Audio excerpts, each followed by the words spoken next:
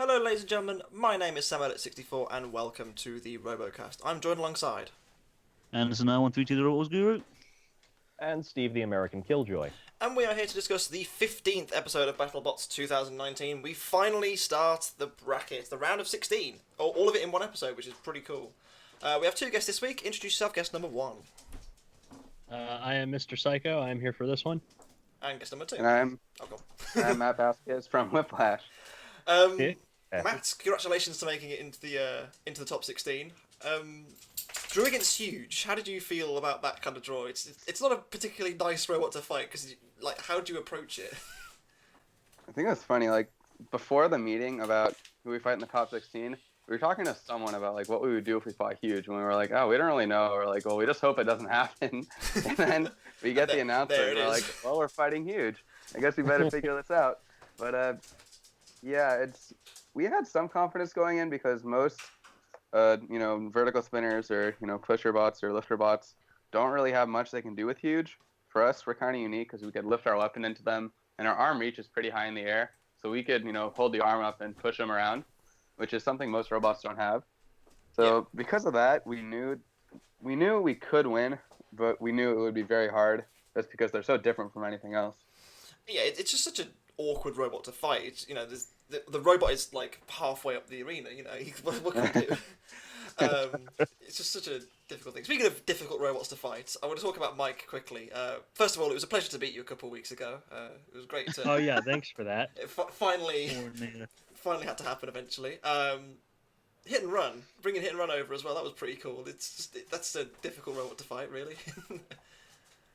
In this particular case, it wasn't because it was like just barely finished a couple minutes beforehand. But once I get all the bugs worked out, it should be pretty hard to fight. Gotta come over again, man. Gotta come over again and have some fun. Oh, of course. Excellent. It made it to Absolutely. Absolutely. Yeah, can't say that about my I can people. officially consider myself a roboteer because I've had a robot in the arena fighting. Exactly. Yep. We've come a long way. It's been a long journey. Anyway, we are here to discuss the last 16. We start off with a brilliant fight between SawBlaze and Son of Whyachi. Son of Whyachi did not have a moment to breathe in this fight. Jameson Go was all over Son of Whyachi. It was phenomenal. Absolutely brilliant. Man, The box was incredible. I was so anxious this entire fight because SawBlaze is my SawBay. It is my favorite robot of the whole season, and I predicted this to be an exact repeat of their fight against Tombstone. Like Son of Whyachi's huge spinning hammer design has so much reach. They were just going to clip one of the wheels on one hit, and that was going to be the end of the fight. And just the entire fight, I was on pins and needles just waiting for that to happen. And every time it did not happen and SawBlaze got hits, and I was jumping up and cheering. It was amazing. Yeah, SawBlaze just has, like, I don't know, just like the presence of the machine just seems to, like, it fills the arena. I don't know how to describe it, but like it's so hard to get away from. Like, I don't know, it's brilliant control like throughout the fight. That's Jameson to a T. Honestly, that like if his bot isn't controlling the fight, he's not winning. I mean, the weapon power is second to how SawBlaze controls fights. The fact that it took every shot from Son of Whyachi and just shot it across the arena with that AR-500 wedge, that was the perfect piece to basically send Whyachi into a tizzy. And it's kind of a shame because Whyachi did a lot better than I think a lot of people were expecting this season. I think in our preview we were all expecting a burnout because it seemed like Whyachi had its time, but it really showed itself this year, and it's a shame to go out so early. To such a good driver and such a good robot in SawBlaze, I don't think that's anything to. I mean, it's something to hang your hat on because it was a really class fight and it was a great way to open the episode. As well as that, I think they, you look at the 15 other machines in there. There's not many others. Obviously, Matt, you can feel quite smug about this because you beat them already. But like, there's not many others. You'd think, okay, do you know what? I don't fancy Son of Whyachi to win this one. This is probably the only one where I thought, do you know what? It's kind of 50-50. This is. But obviously, Matt, you have beaten them already. Talk us, what did you reckon of SawBlaze in this fight? Was it just like, as you say, perfect control? I think Jameson came up to us before this fight because he knew we fought them in we'd both fought Tombstone before, and I think all I told him is that Son of Whyachi does not hit as hard as Tombstone, and unlike Tombstone, Son of Whyachi will stop spinning after it hits you, or at least slow down significantly. When you're fighting Tombstone, they just keep spinning and spinning and spinning. Son of Whyachi, their weapon weighs much more, so after they hit, it slows down a lot and gives you, a good opportunity to get them stopped, which I think he realized that really early in the fight, because, he got him pushed into the wall almost immediately, if I remember correctly. Yeah. But, after that, the good thing about fighting Son of Whyachi is it's not a shell spinner. It's a spinner, but it's not a shell spinner. So when you get the weapon stopped, the robot's exposed. The whole chassis is just thin aluminum, so any hit SawBlaze got was going to be just devastating to them. So they only needed a couple hits to win this fight. And indeed they did. Yeah. What kind of impressed me is Son of Whyachi has proven itself to be so much more durable this season than past seasons, because it used to KO itself in past seasons. Yep. And yet this is still the very first time that somebody has actually managed to get through to their chassis and cause damage to something other than the hammers. And it caught fire. And it caught fire. There was a big lipo fire as well. Yeah, I mean, I guess we did predict the burnout then, after all. Dearie me. I mean, in fairness to SawBlaze, I think Jameson's actually just posted some pictures on the SawBlaze Facebook page. I highly recommend you go and have a look at them. You can see all the cuts in the actual tri-bar itself. Obviously, they cut the red supports across the front, but there's also a massive cut through the actual black hammer itself. And there's a massive hole in the actual frame of Son of Whyachi, obviously where they got the lipo. Just fantastic. I didn't. SawBlaze obviously went away and worked on that spinning hammer after the last time, where it kind of didn't hinder them as such, but it didn't help them. Right. And I think that it was just a great all round performance, and they really really stepped up. And I mean, would you like to fight SawBlaze at this point? I mean, I wouldn't. It's just in imperious form. The potency of these hammer saws are really starting to, I think, show that they have a future staying power in this tournament. One thing I noticed that with Whyachi's fights up to this point is that it would win its fights when it would be able to knock itself away from its opponent and get itself time to spin back up. Going off of what you were saying, Matt, where it kind of has that, it needs more time because it's such a heavy weapon, and that was a huge point of contention for SawBlaze. Winning this fight, that's really, I think, what kind of gave it the edge, because Whyachi didn't have that capability to fling SawBlaze away. More was swinging itself up, and that was curtains for them. Yeah, that was all she wrote this year for Son of Whyachi, which is a bit of a shame, but I'm sure we'll see them back in the future. Which brings us nicely to the 1-16 fight. Hands up if you thought Uppercut was going to win this. If you did, you're lying. Because I didn't think they'd actually win it like this, though, Bite Force. They managed to get Uppercut doing the thing, but on the front. Yeah. It's fantastic. I love it. It's kind of interesting that it just ended up in that particular situation. When you watch Uppercut's fights, it seems to have a little bit of trouble getting that bar up to speed in a quick manner. So it's like it doesn't have the torque to get its own weapon spinning up quick. So once it gets stuck in that position, it just didn't have the oomph to pull itself back over. It did. I mean, go nose to nose against Bite Force, and I can give them credit for at least giving that a shot. But it just wasn't going to happen. If these two bots met face to face, there was only one way this was going to end. He would have had to have gotten to the sides, or maybe done a huge and spun the blade the opposite way to get the Bite Force's top. But this just wasn't going to go any other way, unfortunately. What kind of impressed me, and the only explanation I can come up with for this is that Paul has hacked the collision meshes or something on his robot, because Bite Force went head-to-head with Uppercut, and theoretically Uppercut has the longer reach. They've got the greater weapon power, from the heavier mass, and Bite Force didn't take a hit at all in the 2 hits that it collided with Uppercut. Mm-hmm. It only hit Uppercut with its weapon and not taken a shot at all on the wedgelets or on anything. Paul's cheating. How is that possible? He's a cheater. How do you go weapon to weapon and only your opponent gets hit? Because it's daft. Yeah. It's fucking daft. That's my line. Thank you very much. Anderson, take it away. Get your own catchphrase, Steve. when I want to steal it. I mean, Anderson, is there anything more to add? I mean, No. It got smacked. That's it. What more do you need to know? yeah. I mean, I'll come to Matt as well. I mean, you fought Bite Force, twice at this point. Yeah. I mean, what do you do? Do you just hope, or? I mean, so far, if you look at all Bite Force fights, if you're gonna try to go weapon with Bite Force, you're probably gonna lose. Like that's pretty much what it's come down to. He's because the robot's so perfect. I think at least any vertical splinter going head to head with them is probably not gonna go well for you. So I think it's gonna take something different to take out Bite Force. I think it's definitely not an easy thing to do. No, I think it's fairly.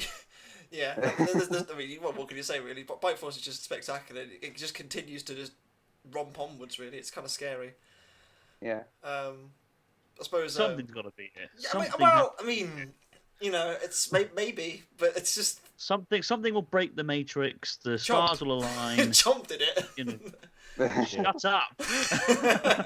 See, that's what we need back. Is next season Bite Force has gone down because Chomp will be back. Exactly. Chomp will be back and it's going to win stop the streak. It's going to be incredible. It's going to be incredible. Hats off to Alex Satori for such a good run. Yes. I think all of us combined never thought that Uppercut would make it this far. Hell no. Starting the season. I mean, I mean, and to be fair, losing to Bite Force is no small feat at all. Yeah, if you're going to go out to the champion, right? Definitely. What can you say? I mean, go out and...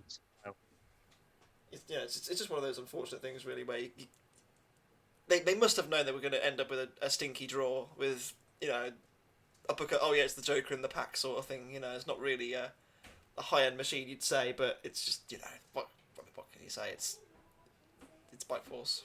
Bite Force is always going to give you a problem in it.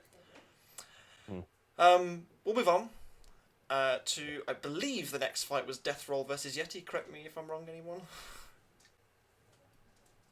I mean, we're going to get to them all anyway. We'll go to Death Roll and Yeti. We'll say Death Roll and Yeti was the next fight. If it's not, then I'm very sorry, YouTube comments. It's very confusing. I'm used to structured formats. I can't deal with this back and forward nonsense. Yep. Death Roll and Yeti. Death Roll has been fantastic this season, and it continued because they just absolutely zipped around Yeti. Yeti didn't have a chance, really. Let's be honest here. They were given no room to breathe. Yeah. Death Roll just turned up, took a wheel off, hit them hard. Game over, really. Yeah. Have any of you guys seen this old TV show called Animal Face Off? This was my favorite episode of that. Apparently, the Australian saltwater croc is much more powerful than a Yeti. Oh, who knew? Who knew? Matt, you were going to say? All right, in the very beginning of the fight, I think I remember Yeti got the first hit, but that was also the last hit. Like after that, Death Roll just took him out pretty. They just did so much damage to them. Yeah, I mean, Death Roll this season has just been on a roll, quite literally. I mean, a roll of death, if you will. They've won 5 fights on the bounce. They've just been spectacular to watch. They've now made it to the top 8, which, I mean, I think one of us might have put them in their top 8, but top 16, but like not at this level of performance. They've been fantastic, and huge credit to that team as well, because obviously last time they came over to the US, they had a real hard run of things. Losing to Shredder Racer. Oh yeah. Yeah. I mean, at this point, I mean, Kenny Florian put it best. I think we should all feel very embarrassed, thinking that Death Roll was not going to have at least some success this year. But I mean, 5-0, 4 knockouts. It's just a completely different breed this year. And I mean, you can say that their experience with Great White has really brought a lot of good experience to that team. And Stephen Martin just drives that thing like he stole it. They put words from Donald Hudson in his mouth. But I mean, it's just so hard to get around the sides of that robot. I think Greg did as good of a job, and unfortunately Greg was upside down a lot in this fight, and I think Yeti that's really a weakness there, where it when it's upside down, it's almost like he tries to gyro it back over to get back right side up, so he's not driving so awkwardly. I know that weapon cluster, that motor weapon cluster that sticks out the top, it must be really awkward to drive on. It might be impossible to drive on. I don't know if it upends it or something like that. It's a little bit tough to see. I don't know if the wheels touch the ground when it's completely upside down. Not as cleanly as it would be right side up, but I just think that Death Roll is going to have a tough draw considering who they're facing next. Yes. And we'll get to that. Yeah, we'll get to that later. But it's just such a it's a breath of fresh air to see a robot that did so poorly in its first outing, and it's just nice to see a team come back and really put their stamp on BattleBots. So there's no other way to put it. I think they've been one of the Cinderella stories of the season. Really, they've kind of come from very much left field and I think they've turned a few heads. I think that's fair to say. As for Yeti, for Yeti, 2 years in a row now. Obviously, Matt, you kind of scuppered them last year. This year it's Death Roll. What does Yeti need to take it to the next level? I think it's just is it just the design itself, or what needs to change? Do you think? I think they just have a big weakness against vertical spinners. So I think that's a problem a lot of people have, including us. But I don't really know. I mean, I think to be more competitive against vertical spinners, they'd have to change a lot about Yeti's design. But again, look how well they did against Bite Force. I mean, they took Bite Force the full 3 minutes.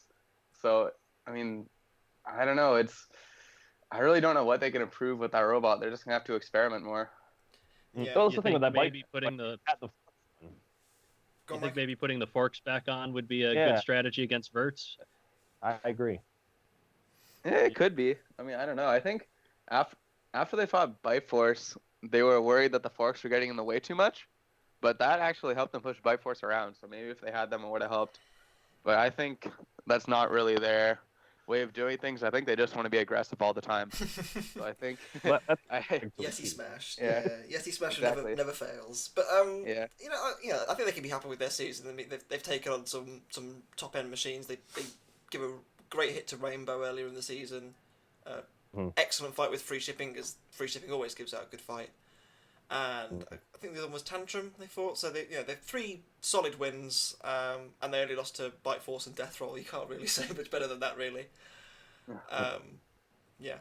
Anderson, anything more to add? No, you guys all pretty much covered it, to be fair. Nice. Nice. Right, Matt. You're up. Your fight with Huge. Talk us through it. I mean, it's as we said already, it's such an awkward design to fight. There's not really anything you can kind of do to grab it, but you give it a good go. Talk us through the fight. So when I was watching Huge's other fights, specifically the one against Bronco, I kind of was thinking, if you're underneath Huge, they can't spin. So I figured in this fight, I would take 1 or 2 hits to stop their weapon and just try to stay underneath them the whole time. Because their weapon's so big, it takes a long time to get spun up. So I figured if I could sit under them and just control them for 3 minutes, then we would win the fight. And that's what we tried to do. It's what we ended up doing. Maybe not as well as it could have gone. And in the first, hit or two of the fight, they got a wheel off and they took out our weapon. But the strategy worked pretty well. And I would think that, if other robots similar to us go against Huge, they might try the same thing. Hypershock kind of did something similar where they kind of stuck underneath you for a while, and I think you may have taken some notes from that. Yeah.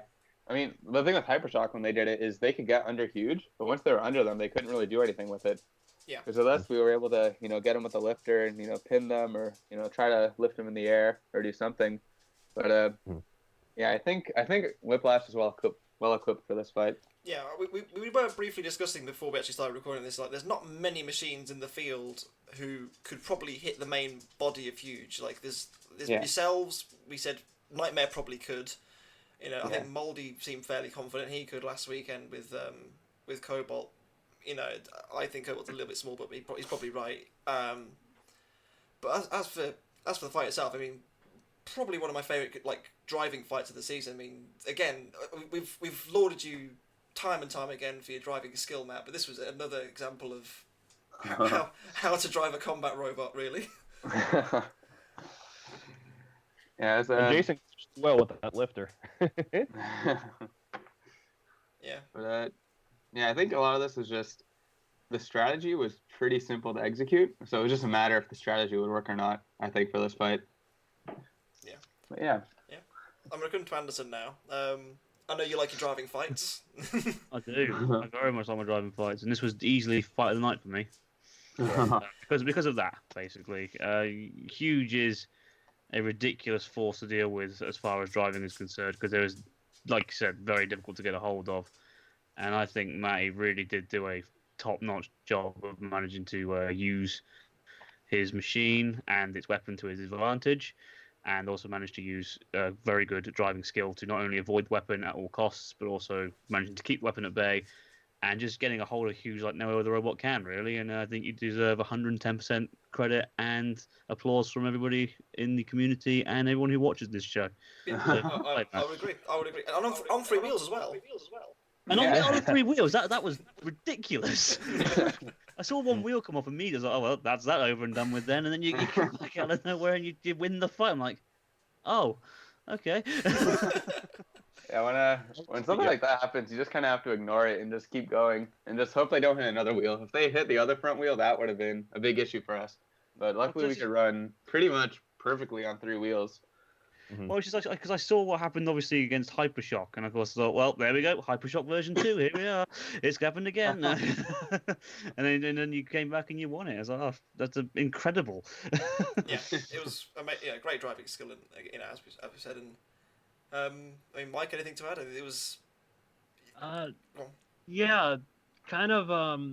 I felt the momentum in this fight kind of shift back and forth a lot because Huge did what the judges would consider significant amounts of damage at the beginning of the fight.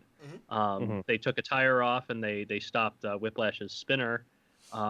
Whiplash controlled pretty much the entire fight to the end, but kind of like the last 20% of the fight, Huge was showing a fair amount of control to like get away from Whiplash before they got him to the wall and such. So, Matt, I just want to ask you, how much poo came out when they said it was a split decision? I honestly had no idea who was going to win this fight. I think I thought we were going to win, but I really was not sure. I would have been surprised if they said Huge was going to win. Would you have been disappointed if they had? Would I have been disappointed? Yeah. I would have been a little bit disappointed, but I wouldn't have held it against the judges if they thought Huge had won. Yeah. I would have. Yeah. Yeah, it's Anytime you put it in the judges' hands, it can go any way, and the most you can do is to have it not go that far, so you don't have to change your shorts afterwards. Yeah, exactly. Yeah, that was another worry with this fight, is that most robots, there's a way we can knock them out. We get them stuck somewhere, or we could hit them with our weapon. But Huge, I knew that there was a very, very low chance of us knocking them out. So I knew it would probably go to a judge's decision. And if it wasn't to go to a judge's decision, we would probably be on the losing end. So, that was a little bit unsettling going in. But luckily it went our way. It did go your way, but there's one small downside of winning. Your fight is against Tombstone next, which we'll get onto them in a minute, but obviously you fight Tombstone in the next round. Yeah. Obviously you fought them last year. Didn't quite go to plan. You almost had them. Obviously you kind of, did you kind of look at that fight back again and kind of think, okay, what can we do differently to what we did, or was it, very much just suck it and see, basically? Yeah, we definitely looked at the fight and thought, well, we could do better. But a lot of that had to do with just improvements to the robot, not necessarily improvements to, driving. Okay. But then the other thing is, Ray probably looked at that fight and said, okay, what went wrong for me here? Should I use a different weapon bar? Should I try something different? So he's also, trying to improve his strategy. So that definitely complicates things for us going in. Yeah. Does your experience against Whyachi help here? Because Whyachi doesn't hit it as hard, but it's still a horizontal, and I would assume you'd drive similarly against something like Tombstone, even though there's more to hit on Tombstone, but Ray drives it so well you almost won't see the rear of that robot unless you catch him making a mistake, which is rare. Yeah, this is definitely a similar driving fight. But the good thing about fighting Son of Whyachi is we knew that one flip and the fight was over. And with Tombstone, that's not the case. No. So you kind of just have to drive perfect for 3 minutes or hope to knock them out somehow. So that definitely adds a lot more stress to fighting Tombstone rather than Son of Whyachi or any other full body spinner. Yeah, absolutely. I just wanted to ask, Matt, what kind of like structural improvements has the front of Whiplash received since last year? Because the thing that impressed me the most with your fight against Tombstone before was that Tombstone took off one of your wheels by cutting from the inside of your robot out rather than out in. So, is the front end of Whiplash better able to take that now? The front of the chassis is twice as thick now. So before what happened is he ripped the armor off, but the front of the robot came off with the armor. So this time, it's very unlikely that will happen. The only way he'll get into the robot is if he takes the armor off and goes through everything. He's not going to rip off the front of the robot with the armor this time. And another improvement we made is instead of having shock mounts with rubber in the center, we put bolts all the way through. So the only way the armor's coming off is if all the bolts shear. So we tried to eliminate some failure points, but then again, Tombstone hits so hard that you don't really know if that's... Does it really matter at the end of the day? You don't really know if that's enough until you actually try to fight him. Sure. So, we'll see. we will... I honestly can't wait to see if you can pull it off. It should be a humdinger, that's for sure. Yeah. I suppose we better move on to Tombstone. They fought Quantum in the round of 16. Can we really call it a fight? I mean, it's a shame for Quantum. They met in the middle of the arena. They touched. It technically is a fight. Yeah, they did. So they did technically fight. I feel bad for Quantum. They got a really rough draw.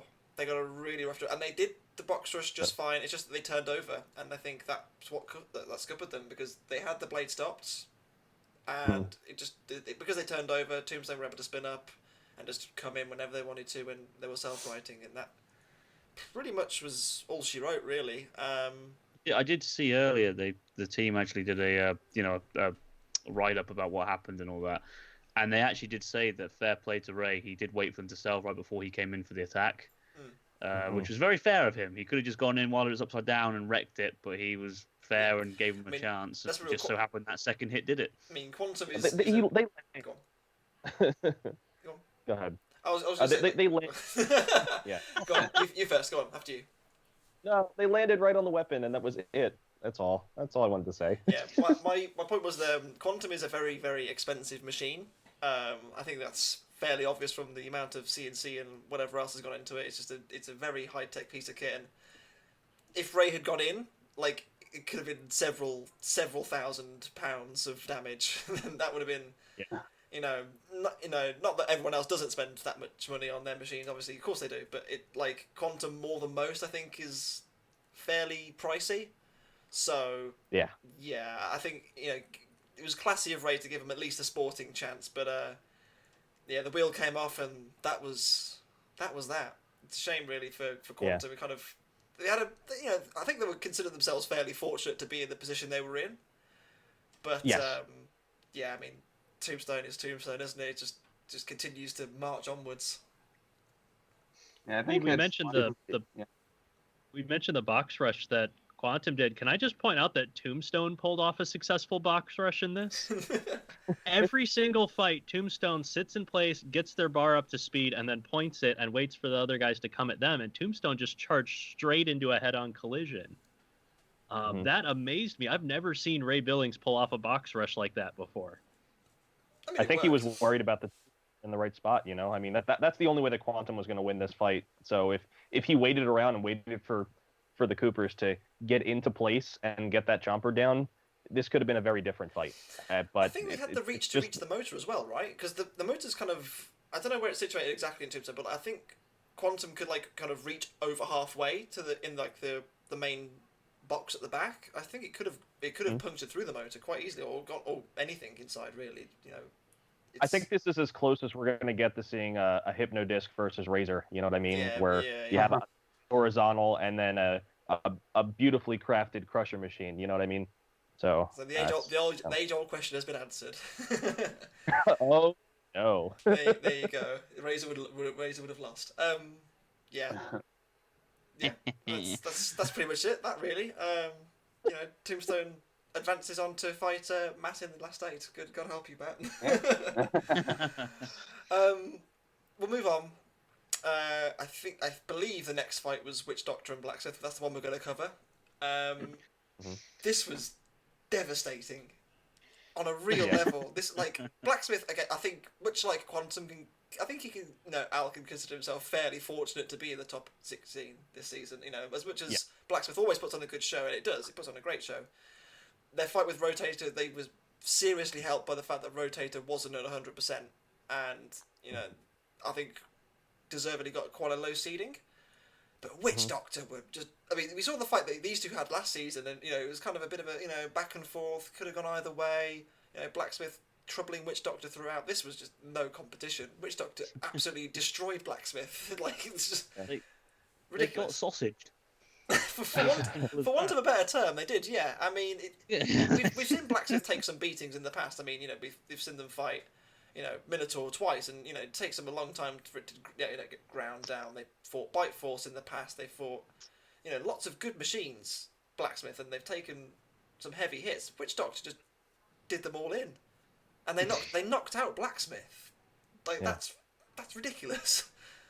This was just pure bullying at the purest level. Even late in the fight, Mike is still going into Blacksmith. Well, the thing is, Al begged for it. Al begged for it. Exactly. So I mean, I can't really call it bullying, but it was just. I just don't know what to make of Witch Doctor, man. I don't think if I were anybody in this tournament, I wouldn't want to face them in the state because the weapon worked the whole time.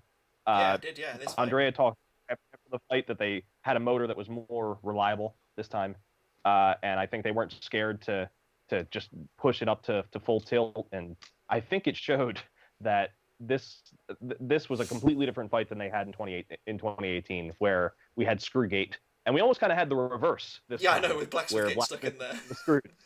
But they got popped out, and oh man, Blacksmith had a horrible vaping problem after this fight. I mean, there's a big old steamy lipo after that, wasn't there? Smoking lessons from Donald Hudson. Yeah, pretty much. I mean, the credit to Blacksmith as well. They did keep going, and they did. I will give Al credit for saying, is that all you got? Come on, hit me again, sort of thing. He wanted the spectacle. To be fair, it was still barely moving. It just kept going. I was like, how is this thing still working after this point? But there was only ever going to be one winner of this fight. Let's be real here. It was. Massive respect to Witch Doctor. They've really, I mean, obviously, Matt, you can attest to this. They've turned the wick right up this season. No, this was definitely a good fight for them for the first round of the top 16. Just because they have great top armor. I don't think they were afraid of Blacksmith doing too much damage. So I think they just wanted to go all out and see how much damage they can do and see. I think this is the first fight where they truly showed the damage they were capable of and had no issues along the way, which is pretty impressive, and that's I think great for them going into the tournament. Yeah, absolutely. Yeah. Mike, anything to add? No, you guys got that. I just wanted to point out that it was a reversal of it was revenge when it came to the screws, but they kind of already mentioned that. Yeah. Brilliant. One thing I actually did forget to mention. Did anyone notice the little toy tombstone on Quantum's jaw? Oh yeah. That was son of a gun. That was great. I didn't actually notice that. God damn it. There's a little it's a little toy tombstone on Quantum's beak. Yeah. Brilliant. Shame we didn't get it happen in real life. No, it's very true. It's very true. Well, Witch Doctor's through. They fight SawBlaze next. What do we think, kids? This is just such a difficult one to call. Yeah, I do see. Yeah, go ahead.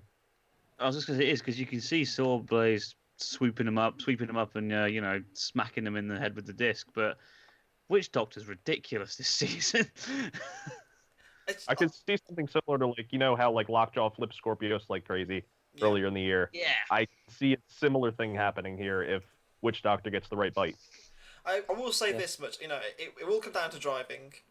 But either way, whoever wins it, I don't really care because it's going to mean a really cool machine, a good-looking, a form and function machine is going to be in the top 4, which is great. I love that. We're going to see some nice green flames in there at least. That's for sure. That's what BattleBots is looking for. They're looking good-looking robots and also highly functional. Absolutely. And that's, I mean, it's a good example of what the show looks for. Yeah, absolutely. They're both great machines, and I can't wait to see that fight. So our penultimate fight saw the first of the Brazilian teams, the winners of the Desperado tournaments, but both of them, Lockjaw and Black Dragon, fighting each other. Donald Hudson Masterclass. Yep, that was pretty much that. It was, I mean, the ground game from Lockjaw this season has been so good.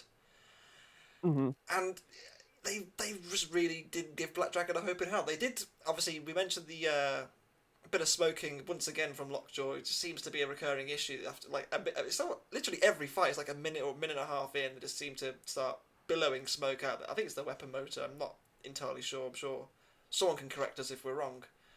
But yeah, I mean, Lockjaw's just so low to the ground, and Black Dragon didn't really stand a chance in the end. Yeah, I think Donald. Yeah, you can go. Go on, Matt. Okay, Donald definitely. You need a way to raise your hand on Skype. Yeah. But Donald definitely had the advantage in this fight just because those forks are so thin and so low that Black Dragon's wide wedge really didn't have a chance going head to head. And their only way of, I think, winning this fight or getting any hits was going to the side.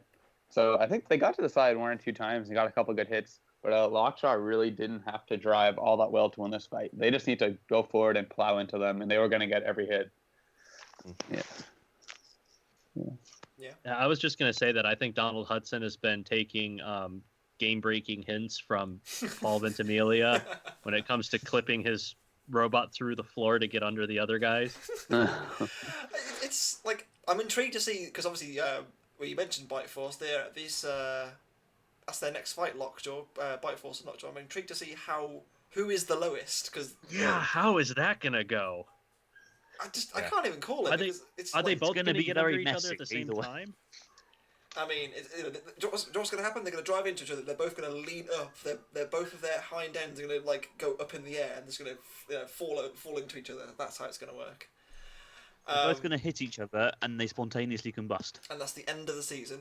Done. And that's the end of the season, and it gets up to Minotaur. Yeah. There we go. There you go. But it has to be said, Lockjaw this season, they've gone last season. They didn't particularly shine at the start. They obviously won against Bombshell, but kind of struggled early on last season. But since the Desperado tournament last year, they've really come on strong. And it just, every fight, they just seem to be getting stronger and stronger. I of the teams here, still left in there's not many I'd say could beat Bite Force at this point. But Lockjaw is one of them. I think because they've got the so low to the ground every fight, and the weapon module moving around as well, being hinged, obviously is going to help. I do think they're going to give Paul a real run for his money. It's just going to be so difficult to beat Donald. He's obviously very good at driving as well. Yeah, one of the things I noticed in this fight that I had not noticed previously is that the weapon module, not only is it hinged, but he can run the weapon running in any direction that he wanted to. Yeah. So when Lockjaw got flipped over, they were able to just reverse the direction of the weapon, and they were still just as effective.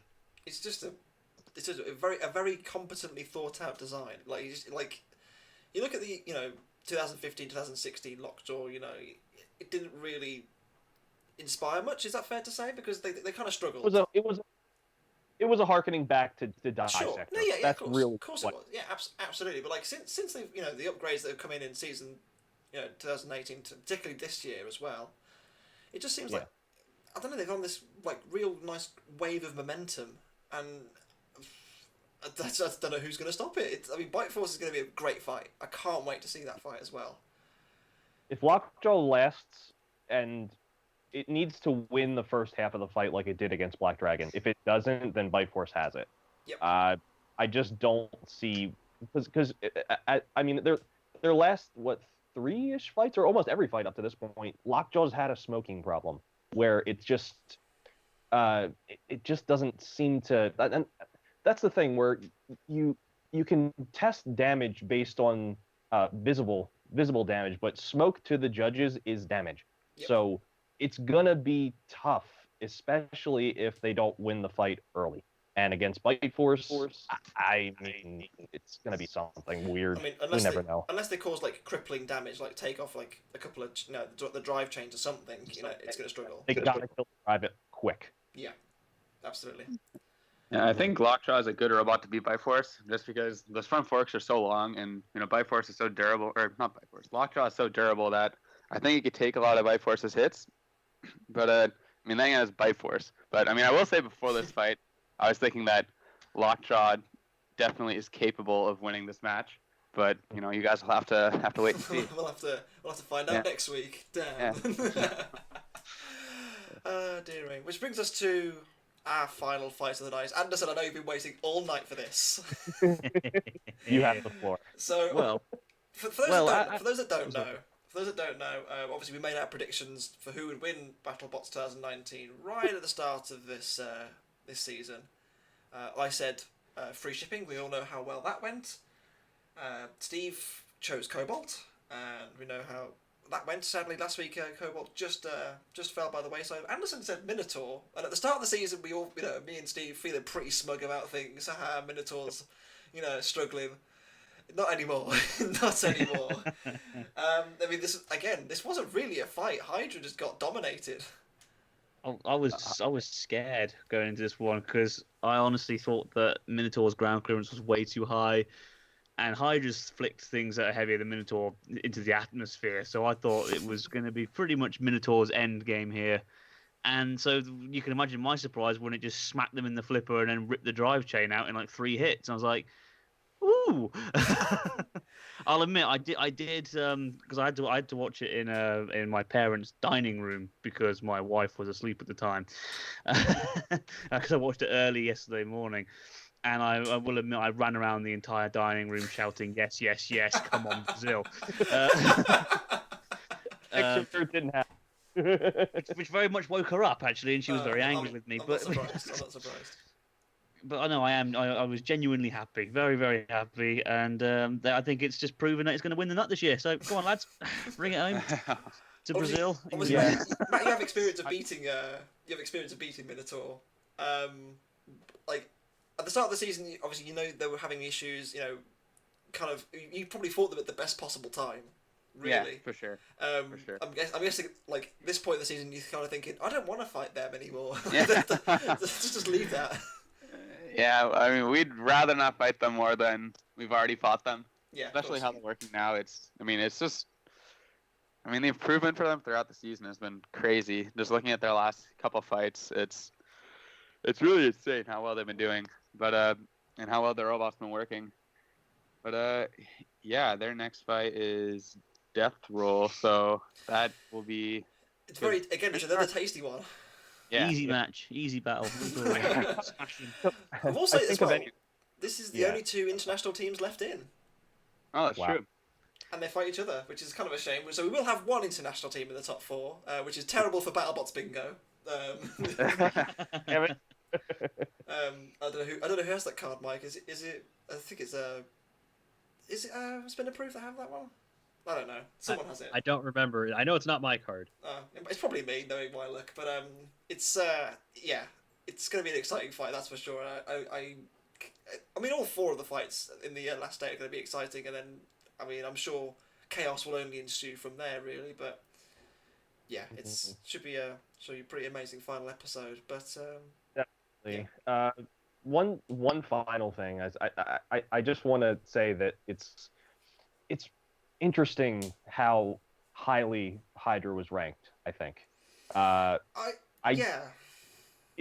don't think it was tested enough. And I know it was 4-0, and I feel that a bot like a Death Roll would have been a better 3 seed, considering how good they were. But it's because they weren't tested against anything that really could deal damage, Hydra. And I know they're going to come back scarier next year because that's what Whyachi does. They're going to make this thing harder, and it's going to be even more impossible to break into. But I think this was a good fight for Intel for Jake. I think after fighting Minotaur at its best, I think you're not going to get much harder opposition when it comes to Verts than Minotaur. How well it's driven, how strong that weapon is, I think it's just a shame that this fight wasn't longer. I would have loved to have seen more Flying Bull, Yes. but we couldn't. We didn't have that, and I mean, it's just Hydra had such high expectations going in to this tournament. It's just a shame that they got such a high low seed. Like Minotaur as a 14 is just stupid to me. I mean, I get why there are 14. Don't get me wrong, but I do too. Yeah.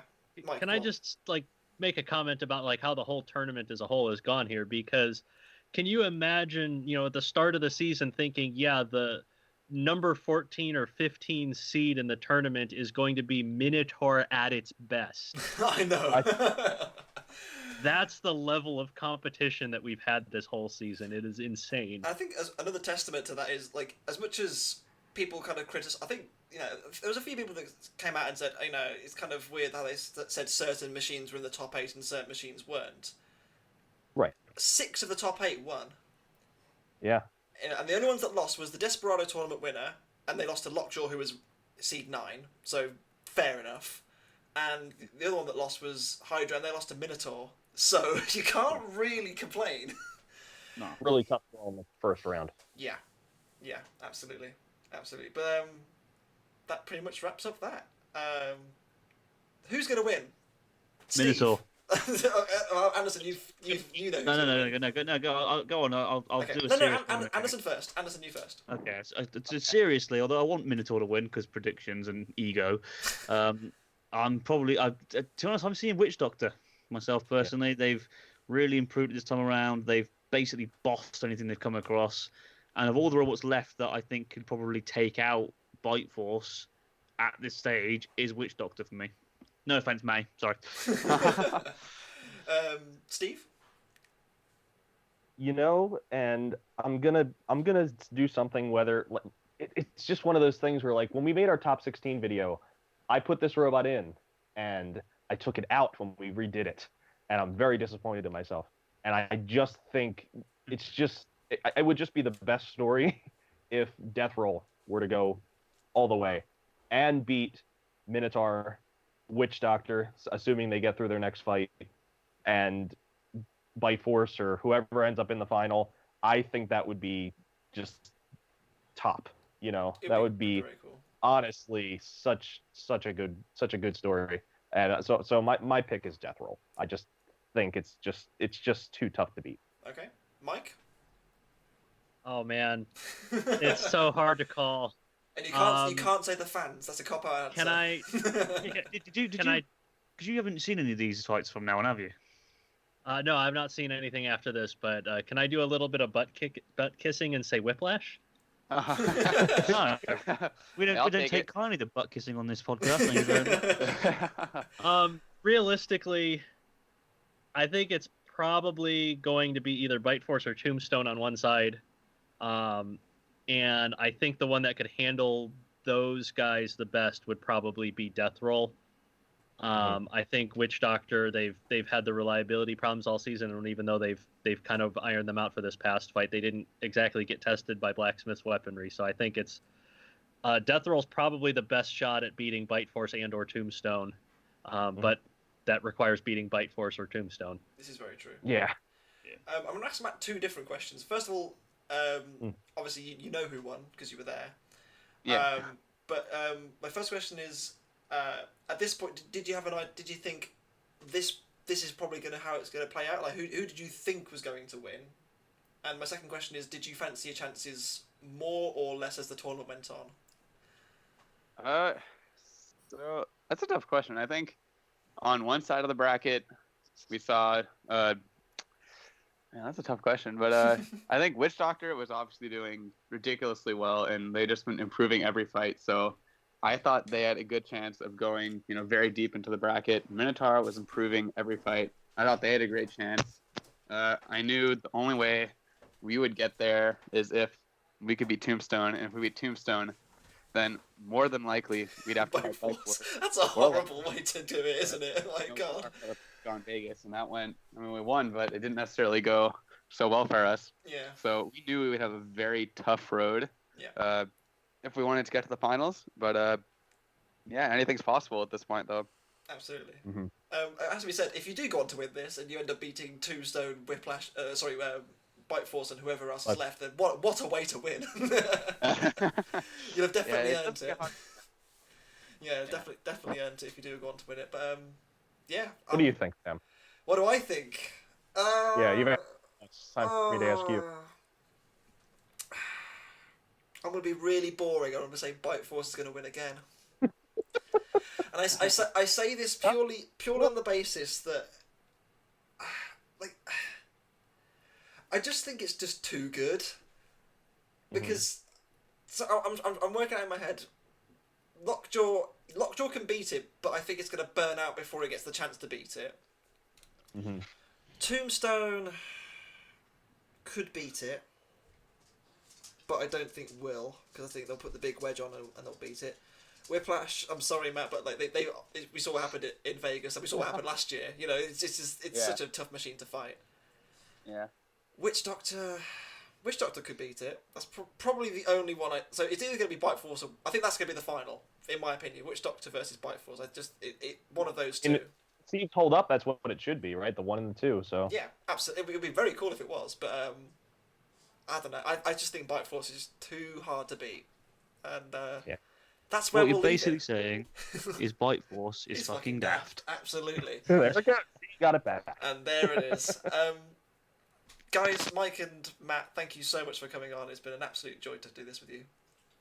Yeah, for sure. It's always fun coming on here. Brilliant. Thank you very much. And 5, man. Come on. Yeah, this is it. The last episode next week. With that said, This is it.